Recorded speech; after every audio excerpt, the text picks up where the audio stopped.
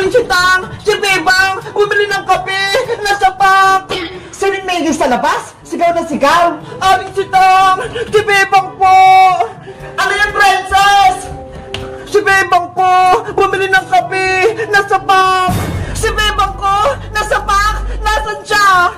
Doon po! Sa tindahan ni Aling Sonia! Kawawa naman yung anak ko! Tara! Punta natin, princess! Opo! Bebang anak! Nandyan ako! Malalago talaga sa akin sumapak sa'yo! Ayun po si Bebang, Aling Sitang! Bebang! Sino nang-away sa'yo? At sino sumapak sa'yo? Mayayari siya sa akin! Ano po, Nay? Wala naman po nang-away sa akin eh! Sabi sa akin ni Princess, nasa pa ka daw!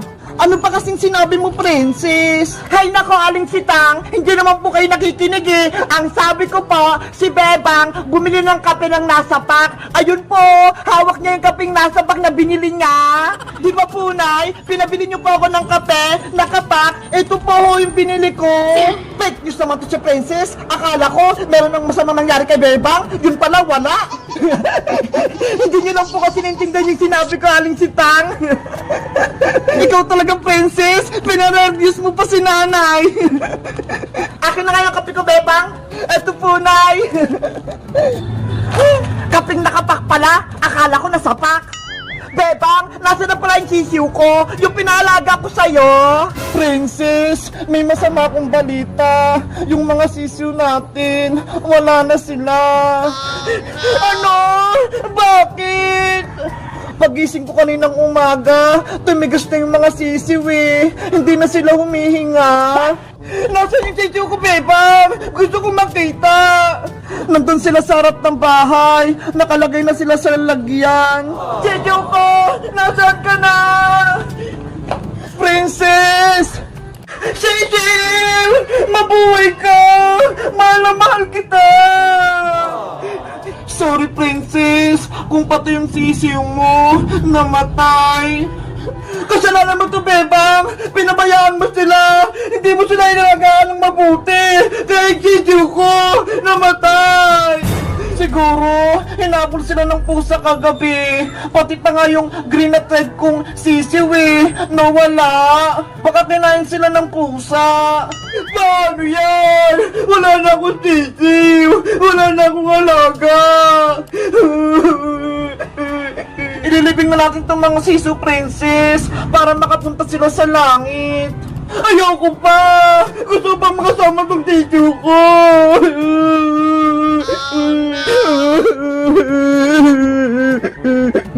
Guys, kayo rin ba namatay ng alagang sisiw? Anong ginawa nyo? Nilibing nyo ba sila? Mag-comment lang kayo. Bye-bye! Bebang! Bebang! Buksan natin itong mga regalo natin! Excited na ako! Okay, ako na unang magbukas ng regalo. Ano kayong laman ito?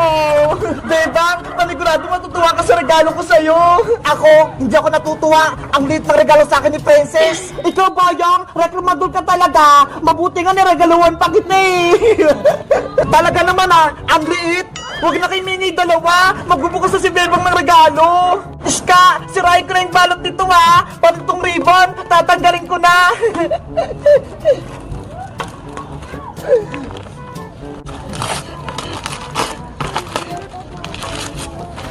Wow! Iska! Malaking chocolate! Ang galing! Bebang, bigyan mo ko sa malaki mong chocolate ha! Hati tayo! Hala, may regalo ka rin naman, Princess oh! Sige na nga, buksan ko na nga itong regalo mo sa akin! Ano kayong nasa loob nito? Si Princess, nagmamadali, hindi naman naagawan. Eto na, natanggap ko na itong balot.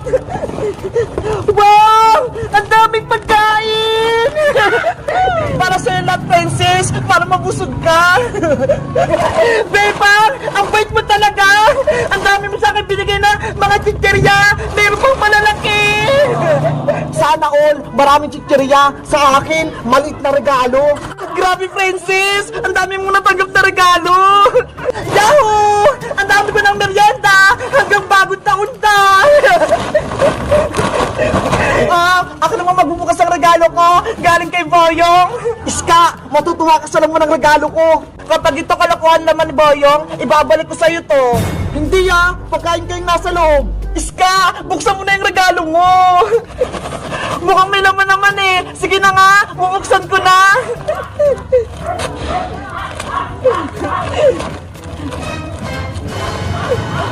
Ano itong regalo mo sa akin, Boyong? Noodles? Tapos pasit canton? Hindi naman to pagkain eh. Anong hindi? Masarap kaya iniulam. Ano ba yan? Regalo ng pangmatanda? Hay nako, panigurado, kinuha lang ni Boyong sa kusina nila. Ulam na ni Aling Bruha, tsaka ni Angela. Hoy Princess, mapagbintang ka, binili ko kaya yun sa palengke. Huwag ka na magreklamo, Iska. Ang importante, may regalo ka mula kay Boyong. Sige na nga, okay na to. Uulamin na lang namin ni Mama bukas. Etong pasit canton, favorite ko naman eh. Bayang, ikaw naman magbukas ang regalo mo. Baka merong malaking chichirya sa loob. Nakaasar ka ba, Princess? Ang liit-liit ng regalo mo. Hindi kasi yung chichirya dito. Buksan mo na, Boyong. Excited din ako kung anong regalo ni Princess sa'yo. Oo na, bubuksan ko na. Atat naman kayo.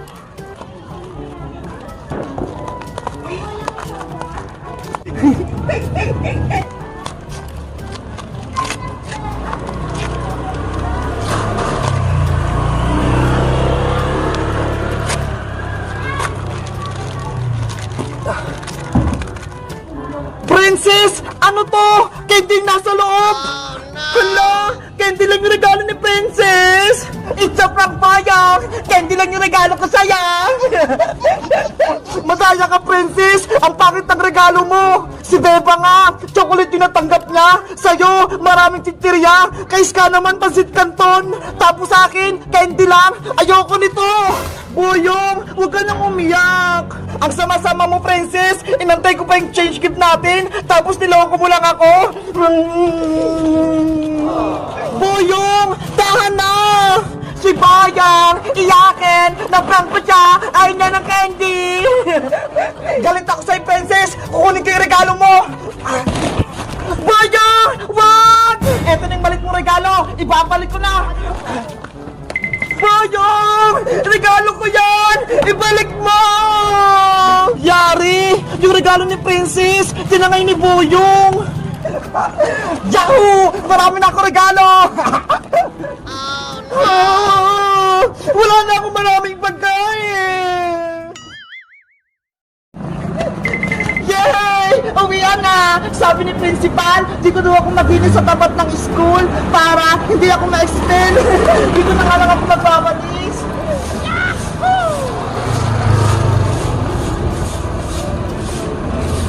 Ay aba, si Bebang naglilinis na sa labas ng school. Buti nga sa'yo, binigyan ka ng punishment. Isang linggo ko mabilinis kasi may punishment ako. Si Princess kasi sinupong na ako kay Principal. May naisip ako, para hindi matapos si Bebang sa paglilinis niya, magkakalat ako ng mga dahon.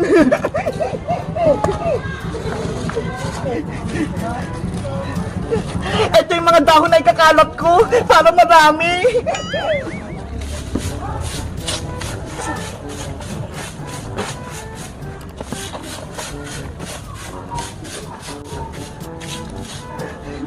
Ayan na! Nalinis ko na ito lahat! Ipapacheck ko na ito kay Principal! Yari ka ngayon, Bebang!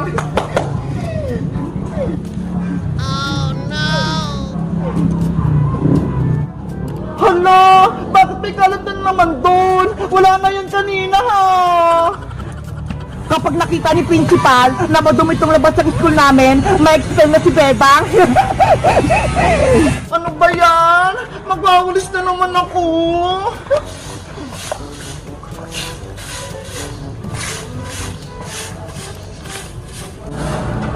Ayan! Nalinis ko na ulit! Matutuwa na sa akin ito si Principal!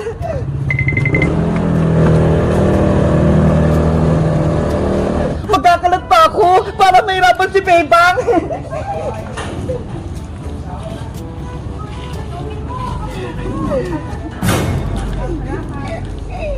Pwede na akong umuwi.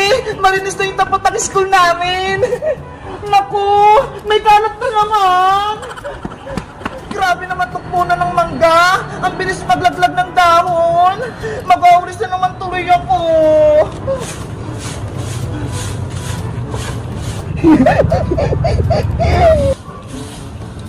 Unang araw pala ng paglilinis ko dito sa school. Pagod na ako. Ang daming kalat. Baka mamaya, ipa-expel ako ni principal kapag nalaman niya hindi malinis tong school namin. Oh no!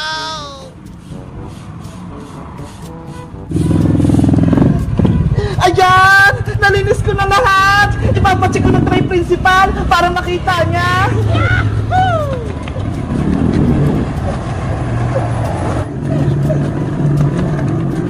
Akala mo, tapos ka na, Bebang? Pwes, ako, hindi pa ako tapos. Magkakalat pa ako.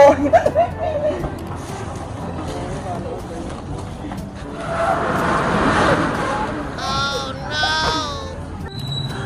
Hala! May nagkakalat doon! Hoy! Sino ka? Ayan na si Bebang! Magtatago na ako!